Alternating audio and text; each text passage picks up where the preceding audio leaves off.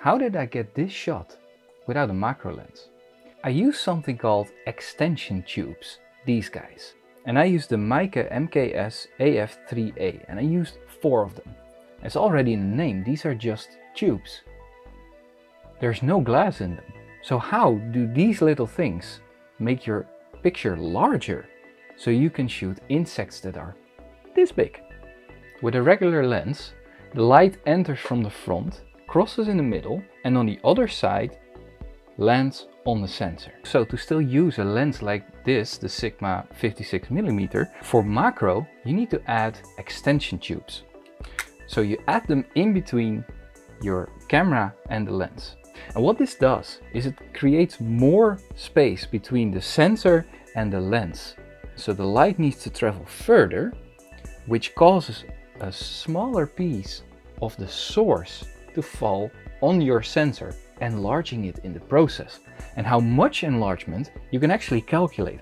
So the way you calculate this is you take the millimeters on the extension tubes and divide that by your focal length. Now every lens already has a magnification factor themselves, so if you add up the magnification factor that you just calculated to the one that your lens already has natively, you get the total magnification factor. In this case it's 1.07, which means if you compare this to what your lens does regularly, this lens has a magnification factor of 0.14, that now an insect will look more than 7.5 times bigger when you film it compared to without using extension rings. Which means that the more rings you add, the more you can zoom in on your picture. But they do have a downside, and that is light. You will lose light. I was thinking, hey, then I'll use an f-stop of 1.4 and that way I can get the light back that I lost by extending the lens. That didn't work out because the range which is in focus diminishes with every ring you add. So it gets more and more difficult to focus on your subject. So actually the footage you see here is shot at maybe f16, but it doesn't look like it. And that's the effect of the macro rings. Now to cancel this I use the tube light directly at my subject, and you can see the setup here.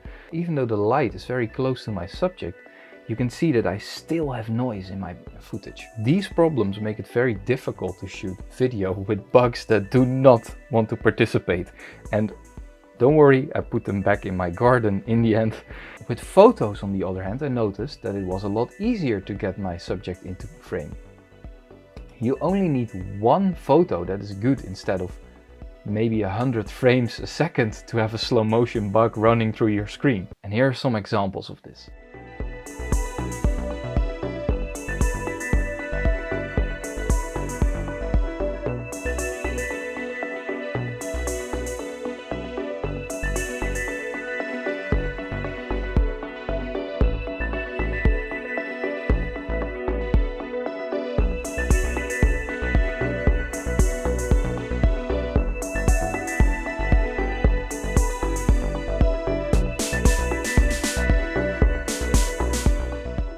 So, will I use these macro extension tubes in the future? Probably yes, but mostly for photo. For video I would prefer a dedicated lens, like you see in this footage.